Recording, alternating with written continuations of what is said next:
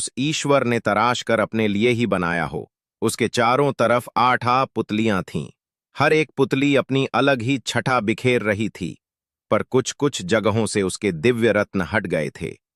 राजा भोज ने तुरंत अपने शिल्पकारों को हुक्म दिया कि जितना भी धन चाहे ले लो, जितने भी रत्न चाहिए ले लो, पर जल्दी से जल्दी इस सिंहासन को तैयार करो। लगभग 6 महीने में देश के कोने कोने से हूबहू सिंहासन में लगे हुए रत्नों जैसे ही रत्न खोजकर शिल्पकारों ने उस सिंहासन को पूरी तरह तैयार कर दिया।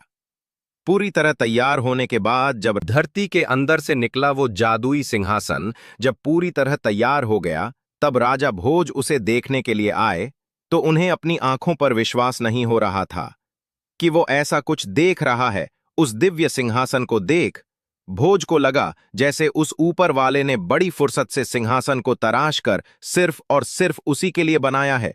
ये शायद उसके इतने अच्छे कर्म थे कि वो ईश्वर उस पर मेहरबान हुआ है और उसे ये दिव्य सिंहासन भेंट किया है।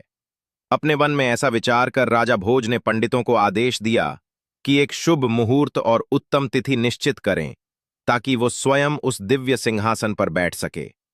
ये सुनकर पंडितों ने विचार विमर्श करके कार्तिक महीने में एक अत्यंत शुभ दिन और लग्न तय किया।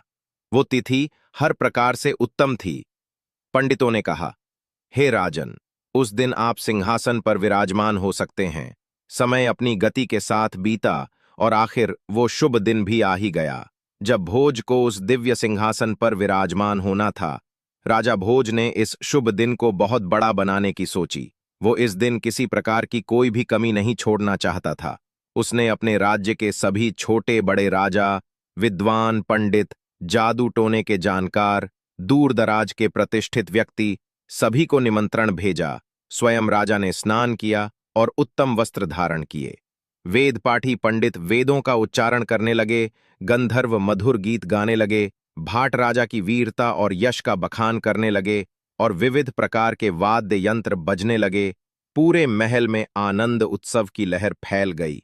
जो भी अतिथि आए थे उनका भव्य स्वागत हुआ।